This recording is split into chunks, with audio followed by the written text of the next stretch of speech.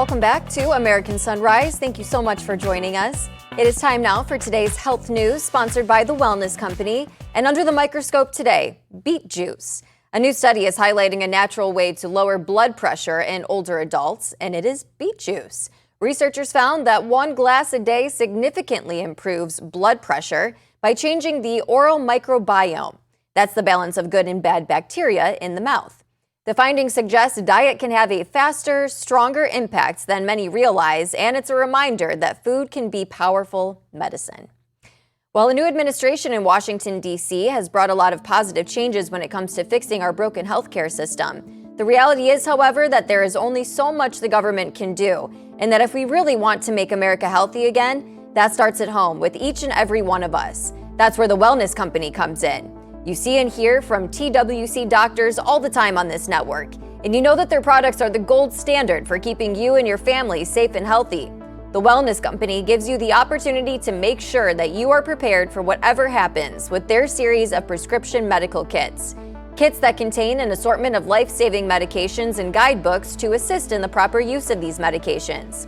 Additionally, the Wellness Company offers a variety of products from parasite cleanses to methylene blue to weight loss and so much more that can help you stay healthy and live a longer and more satisfying life. Make America healthy again starts at home. Do your part and protect the health of you and your family.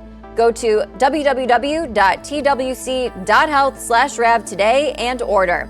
Again, that's TWC.health/RAV and use the promo code RAV to save 10%.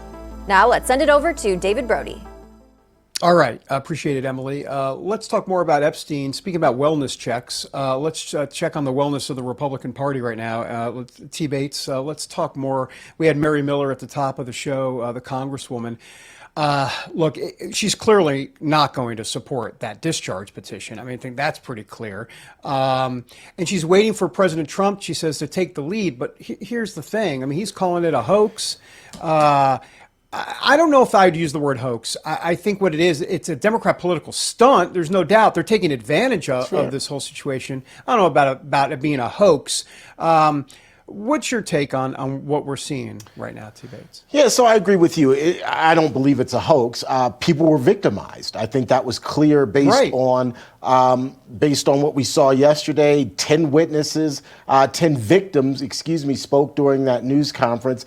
You and I have been talking about this all morning, and really this is a situation, I would argue, of Republicans making, specifically Pam Bondi. She came out and said, "Oh, I'm going to release information," and then she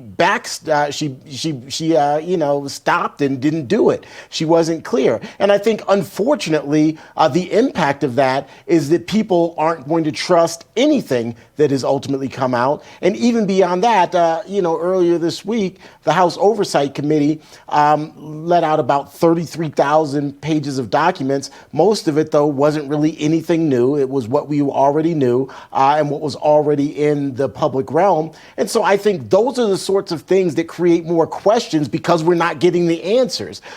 In my opinion, and I'd love to get your thought, this could have very easily been handled simply by the Justice Department releasing everything that it had, or as much as it had and as it possibly could release.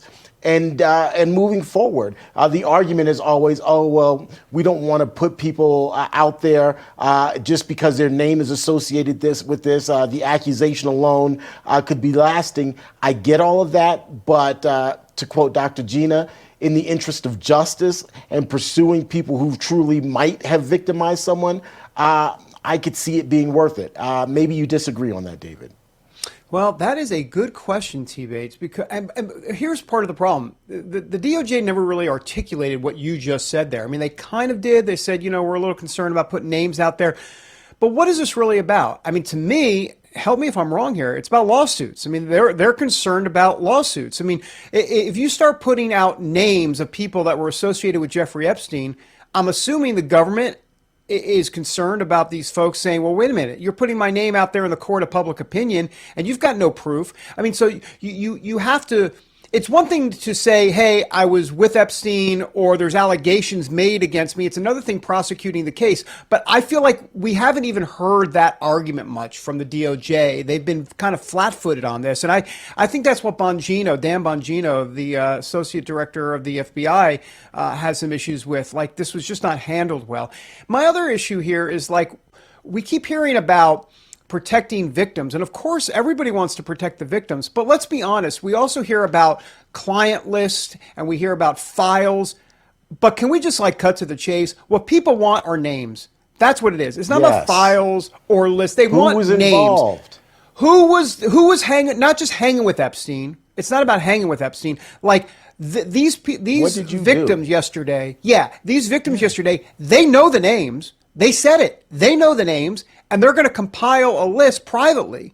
Okay, well, I'm not trying to diss them or anything. I get it, privately. But, where is that? They want Congress to release these names publicly. Why are these names still not being released? I mean, there's people obviously covering up here to make sure that these names never get released.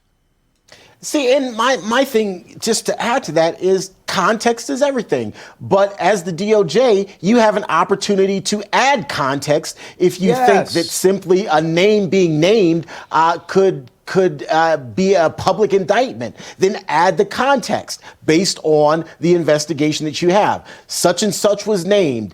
Here's what our investigation found about this person's involvement, whatever it may be. Give context. As the Department of Justice, you've got the investigators, you've got the staffing to offer up that context if that is a concern.